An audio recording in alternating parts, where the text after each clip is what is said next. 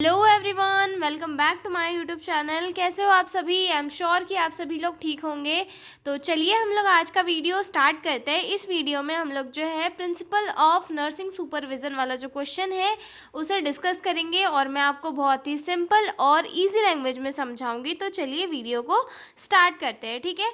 Nursing supervision क्या है? Nursing supervision एक ऐसी प्रोसेस है जहाँ पर जो सीनियर नर्सेस होती है वो जूनियर नर्सेस को एजुकेशन प्रोवाइड करती है, यानी कि वो जो सीनियर नर्सेस होती है वो जूनियर नर्सेस को ऑब्जर्व करती है, मॉनिटर करती है, ये देखती है कि वो पेशेंट को सही तरीके से केयर प्रोवाइड कर रही है या फिर नहीं कर रही है। उन्हें ऑब्जर्व करने के बाद में उनकी जो भी मिस्टेक्स होती है उन्हें करेक्ट करती है और उनकी जो प्रॉब्लम्स होती है या फिर उनके जो डाउट्स होते हैं रिलेटेड टू प्रोफेशन उन्हें दूर करती है और एक पेशेंट को जो है इफ़ेक्टिव केयर प्रोवाइड कराने की कोशिश करती है, ठीक है।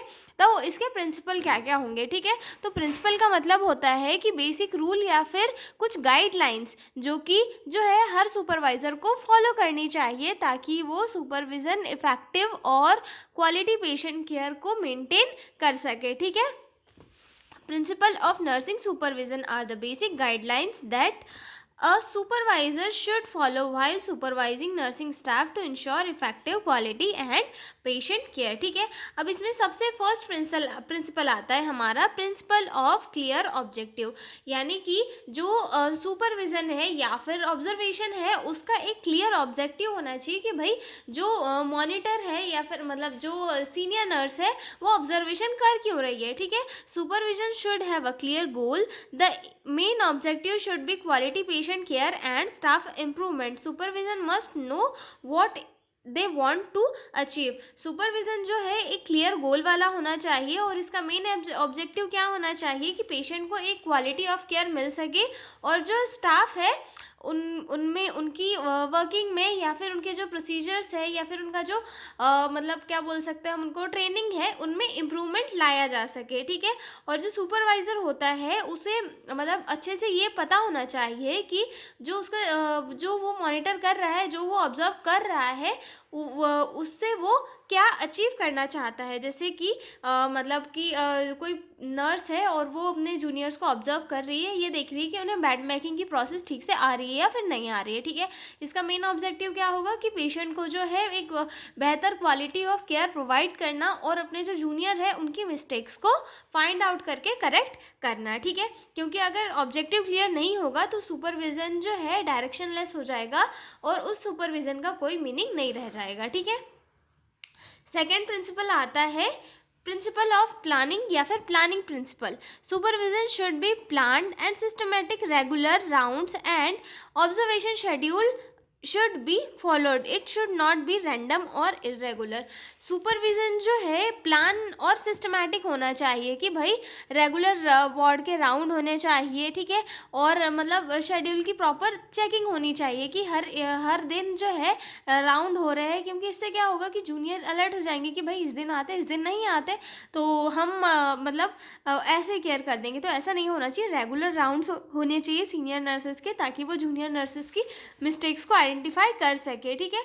और ये जो है रैंडम और इरेगुलर कभी भी नहीं होना चाहिए, ठीक है। थर्ड पॉइंट आता है principle of effective communication.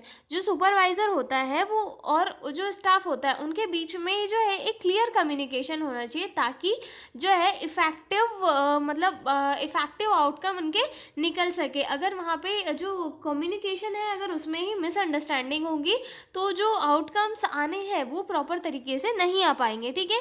Clear and open communication between supervisor and staff is essential. Instruction should be simple and understandable. Staff should feel free to express doubt and problems. जो communication होना चाहिए वो clear होना चाहिए staff और supervisor के बीच में, ठीक है। और जो इंस्ट्रक्शन जो सुपरवाइज़र दे रहा है वो क्लियर होने चाहिए और समझने लायक होना चाहिए। ऐसा नहीं कि तुम उर्दू फारसी में कुछ भी बोल दो और जूनियर समझ ही नहीं रहा है, ऐसा नहीं होना चाहिए। सिंपल होना चाहिए और अंडरस्टैंडेबल होना चाहिए कि भाई तुम्हारा जो जूनियर है वो भी उन इंस्ट्रक्शन को समझ सके और फॉलो कर सके, ठीक है। और ऐसा नहीं होना चाहिए कि जो इंस्ट्रक्टर है वो बहुत ही ज़्यादा स्ट्रिक्ट है तो उससे अपन कुछ क्रॉस क्वेश्चनिंग वगैरह कुछ नहीं कर सकते, ऐसा नहीं होना चाहिए।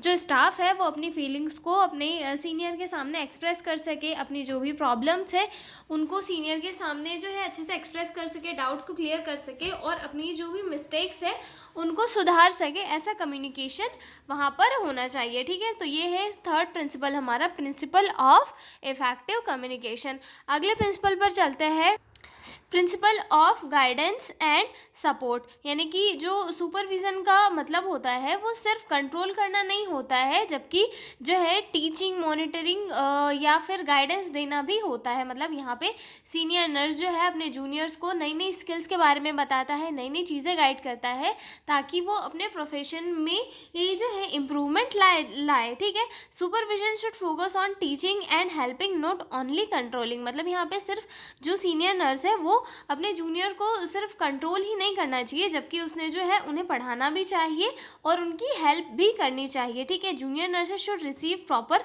गाइडेंस। मतलब जो जूनियर नर्सेस है उन्हें प्रॉपर गाइडेंस मिलना चाहिए। ठीक है, supervisor should act as a mentor. और जो सुपरवाइजर है वो सिर्फ मतलब डांटना और मतलब उनकी गलतियाँ निकालना जैसी हरकतें नहीं करना चाहिए, एक मेंटर की तरह वर्क करना चाहिए कि भाई ये मेंटर है, पढ़ा रहा है और जो चीज़ें मिस्टेक्स निकल रही है जूनियर्स की उन्हें सही भी कर रहा है। ठीक है, ये हमारा फोर्थ पॉइंट हो गया। अब हम चलते हैं हमारे फिफ्थ प्रिंसिपल के ऊपर, principle of individual differences. Every nurse has different abilities and skills, supervision should consider individual strength and weakness. ठीक है, अब ये वाला प्रिंसिपल क्या बोल रहा है कि हर एक पर्सन में अलग अलग डिफरेंसेस होते हैं, किसी की कुछ वीकनेस होती है और कुछ स्ट्रेंथ होती है। मतलब कोई जो है किसी कुछ एरियाज़ में अच्छा होता है और कुछ एरियाज़ में उसकी वीकनेस होती है।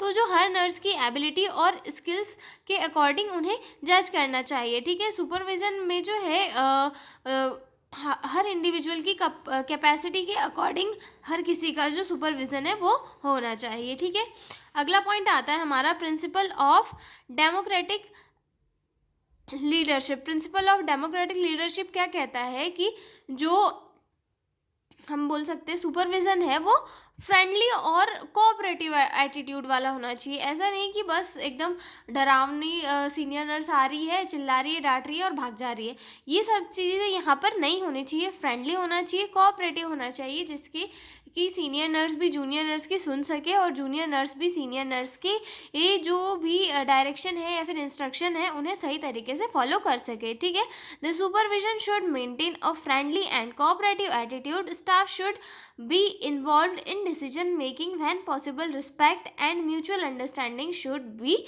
maintained. Okay, next principle आता है हमारा, principle of constructive क्रिटिसिज्म। या प्रिंसिपल ऑफ कंस्ट्रक्टिव क्रिटिसिज्म क्या कहता है कि जो मिस्टेक कर रही है नर्सेस, ठीक है, उन्हें पॉजिटिव वे में करेक्ट किया जाए। मतलब कि जो मिस्टेक्स नर्सेस के द्वारा हो रही है उन्हें पॉजिटिवली करेक्ट किया जाए। ठीक है, पब्लिक में इंसल्ट नहीं किया जाए, मतलब उनको फीडबैक दे के इम्प्रूव किया जाए और पब्लिकली उन्हें जो है इंसल्ट बिल्कुल ना किया जाए। ठीक है, mistakes should be corrected in a positive manner, criticism should be private and helpful, aim should be improvement not punishment. और जो गाइडेंस है या फिर जो नर्सिंग सुपरविज़न है इसका एम क्या होता है, इम्प्रूवमेंट ना कि पनिशमेंट। मतलब अगर वो हमें उस जूनियर नर्स को अगर डांटना भी है तो उन्हें प्राइवेटली ले जाकर उनकी गलती दिखाई जाए और उसके बाद में जो है उन्हें उसमें इम्प्रूवमेंट लाया जाए, ना कि उन्हें उस चीज़ के लिए पनिश किया जाए। ठीक है,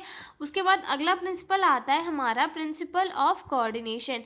यानी कि नर्सेस और डॉक्टर्स के बीच में टीम वर्क को प्रमोट करना या फिर कोऑर्डिनेशन को प्रमोट करना। ठीक है, मतलब एक प्रिंसिपल ये भी मतलब एक मेजर प्रिंसिपल ये भी है कि जो हेल्थ केयर वर्कर्स हैं उनके बीच में कोऑर्डिनेशन को इम्प्रूव करना। Proper coordination among nurses and other health care professional is necessary, team work should be encourage. और जो नर्सिंग सुपरविजन होता है उसमें टीम वर्क को इनकरेज करना चाहिए। ठीक है, उसके बाद अगला आता है हमारा, principle of flexibility. Principle of flexibility यानी कि सुपरवाइज़र को सिचुएशन के अकॉर्डिंग अपना अप्रोच चेंज करना होगा। यानी कि इमरजेंसी में क्विक डिसीजन लेना चाहिए और जब इमरजेंसी ना हो तो वो अच्छे से जो है नर्सेस को समझा सके। ठीक है, उसके बाद आता है अगला प्रिंसिपल ऑफ कंटिन्यूअस इवोल्यूशन।